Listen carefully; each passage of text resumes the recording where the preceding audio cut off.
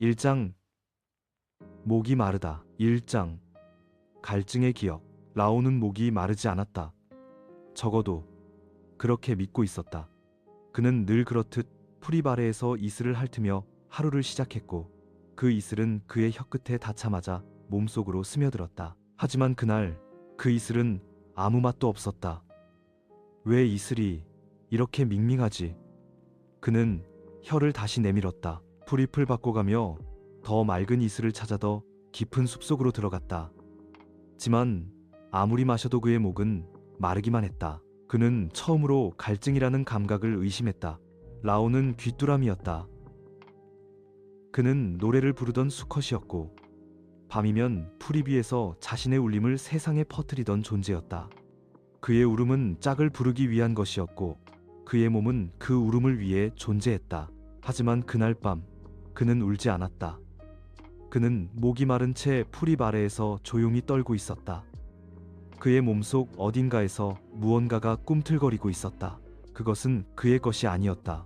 그것은 그를 바라보는 존재였다. 그는 그 존재를 느꼈다. 그 존재는 말하지 않았지만 그 존재는 갈증을 속삭였다. 물이 필요해. 그는 고개를 흔들었다. 귀뚜라미는 물을 마시지 않는다. 우리는 이슬을 할고 습기를 흡수하며 살아간다. 하지만 그날 그는 물을 원했다. 그는 풀잎을 떠났다. 그는 숲을 벗어났다. 그는 물가를 향해 걷기 시작했다. 그의 다리는 떨렸고 그의 촉각은 흐려졌으며 그의 기억은 조금씩 사라지고 있었다. 그는 자신이 누구였는지 잊기 시작했다. 그는 다만 목이 마른 존재였다. 그날 밤 그는 물가에 도착했다. 그는 물을 바라보았다. 그 물은 깊었고 그 물은 차가웠으며 그 물은 그를 부르고 있었다. 그는 물속으로 들어가지 않았다. 아직은 아니었다. 그는 다만 그 물을 바라보며 자신의 몸속에서 무언가가 자라나는 소리를 들었다. 그것은 그의 것이 아니었다. 그것은 그를 조종하는 존재였다. 그는 속삭였다. 나는 목이 마르지 않아. 하지만 너는 목말라 하고 있지. 그날 밤 라오는 울지 않았다. 그는 다만 물가에서 조용히 떨고 있었다. 그의 울음은 사라졌고 그의 이름도 희미해졌으며 그의 몸속에는 갈증의 기억만이 남아 있었다. 2장 물의 목소리. 라오는 물가에서 잠들었다. 그는 풀잎 위가 아닌 축축한 흙 위에서 몸을 웅크리고 있었다. 그의 다리는 떨렸고 그의 촉각은 흐려졌으며 그의 눈은 물의 표면을 바라보고 있었다. 그는 꿈을 꾸었다. 그 꿈은 물속에서 시작되었다. 그는 물속을 걷고 있었고 그의 몸은 젖었으며 그의 숨은 느려지고 있었다. 그 꿈 속에서 누군가가 속삭였다. 너는 나를 마셔야 해. 그 목소리는 낮았고 그 목소리는 부드러웠으며 그 목소리는 그의 안에서 울리고 있었다. 라오는 눈을 떴다. 그는 물가에 있었다. 그는 꿈을 꾼 것이 아니라 기억을 잃은 것이었다.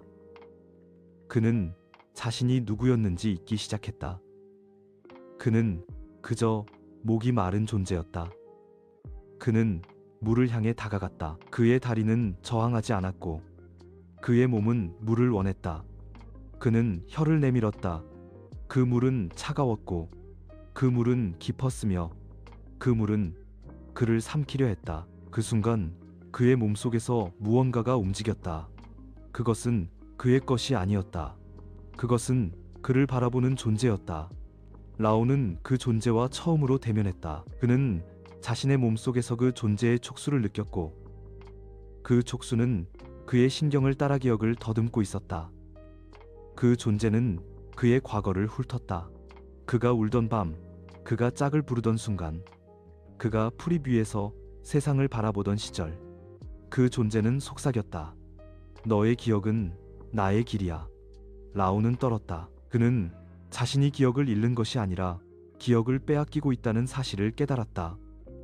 그 존재는 자라나고 있었다. 그는 자신의 몸속에서 그 존재의 촉수를 느꼈고 그 촉수는 그의 신경을 따라 기억을 더듬고 있었다. 그 존재는 그의 과거를 훑었다. 그 존재는 대답하지 않았다. 그 존재는 다만 그를 물속으로 이끌었다. 그날 밤 라오는 물가에서 울었다. 그의 울음은 짧았고 그 울음은 떨렸으며 그 울음은 자아를 잃어가는 자의 비명이었다. 그는 물을 바라보며 자신의 몸속에서 자라나는 그 존재의 그림자를 느꼈다. 그 그림자는 라오의 기억을 먹고 있었고 그의 의지를 마비시키고 있었으며 그의 갈증을 자신의 것으로 바꾸고 있었다. 그날 밤 라오는 물속으로 들어가지는 않았다. 아직은 아니었다. 그는 물가에서 조용히 떨며 자신의 안에서 자라나는 물의 목소리를 듣고 있었다. 3장. 두 개의 의지. 라오는 물가를 떠나지 못했다. 그는 프리프로 돌아가려 했지만 다리는 움직이지 않았다. 그의 몸은 물을 향해 기울어 있었고 그의 촉각은 물의 떨림을 따라 흔들리고 있었다. 그는 스스로에게 요구했다. 나는 돌아가야 해. 하지만 그의 몸속에서 또 다른 목소리가 울렸다. 너는 나와 함께 가야 해. 그 목소리는 낮았고 그 목소리는 부드러웠으며 그 목소리는 그의 신경을 따라 퍼지고 있었다. 라오는 저항했다. 그는 자신의 기억을 더듬었다. 프리뷰의 밤, 짝을 부르던 울음, 상큼한 이슬의 맛, 햇살 아래의 떨림. 그 기억은 희미했지만 그는 그것을 붙잡았다. 그는 자신과 누구지 모를 그 존재에게 속삭였다. 나는 라오야. 그 존재는 대답했다. 그래, 라오, 너는 나의 길이야. 그 순간 라오는 자신의 몸속에서 두 개의 의지가 충돌하는 소리를 들었다. 하나는 물을 향했고 하나는 프립을 향했다. 하나는 침묵을 원했고 하나는 울음을 원했다. 하나는 생존을 위해 기억을 지우려 했고 하나는 존재를 위해 기억을 지키려 했다. 그는 떨었다.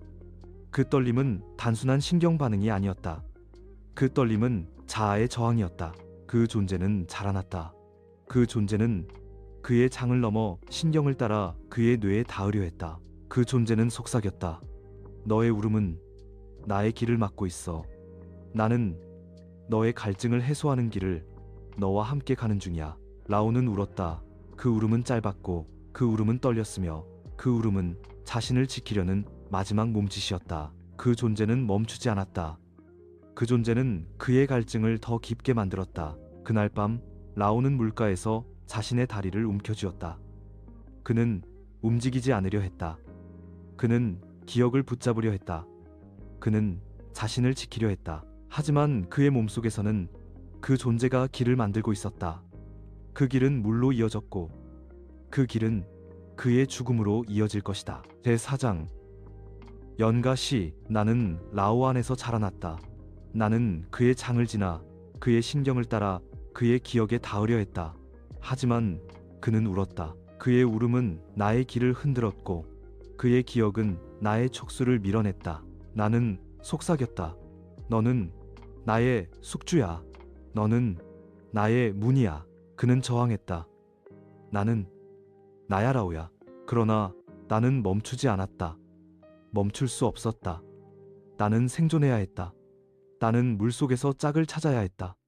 나는 그를 넘어서야 했다. 그의 저항은 나의 길을 복잡하게 만들었지만 나는 알고 있었다.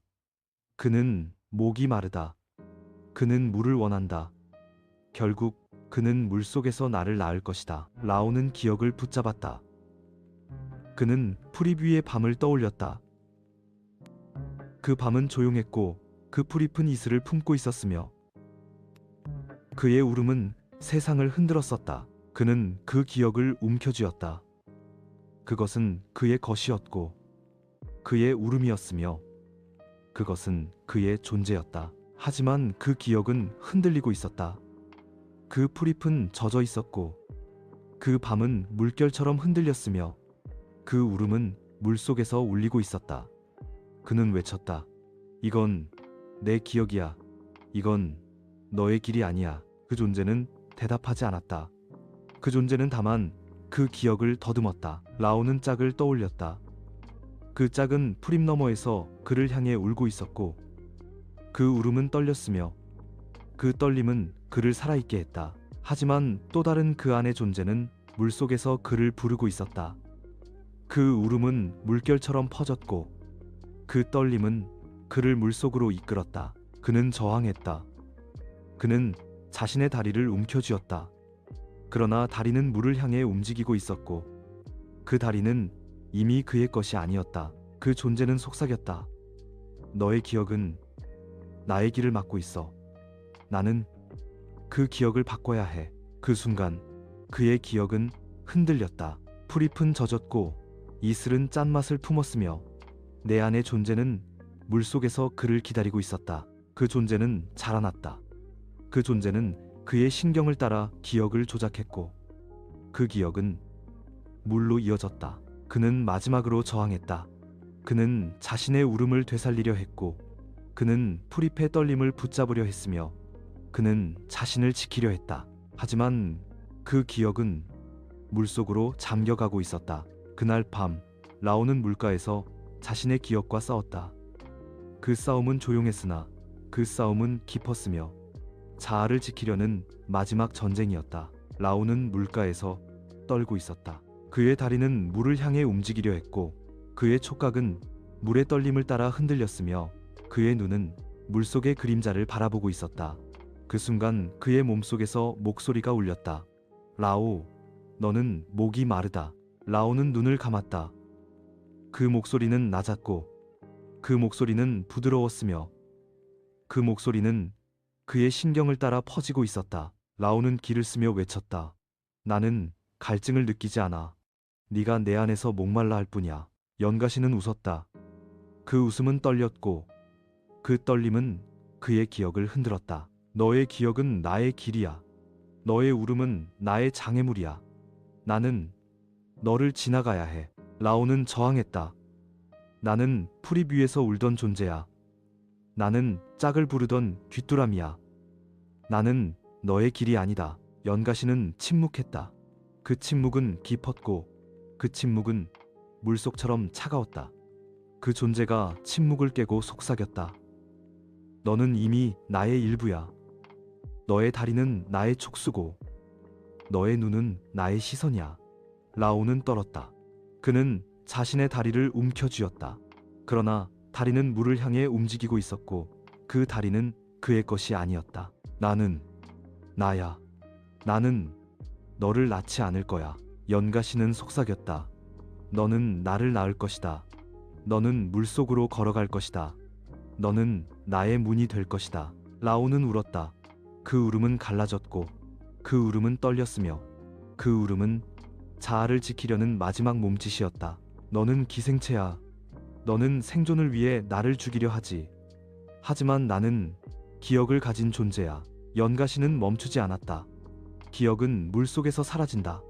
너의 울음은 물결이 되고 너의 이름은 나의 탄생으로 바뀔 것이다. 그날 밤 라오와 연가시는 몸속에서 대화했고 신경에서 싸웠으며 기억에서 충돌했다. 그 싸움은 조용했으나 그 싸움은 깊었으며 그 싸움은 생존과 자아의 전쟁이었다.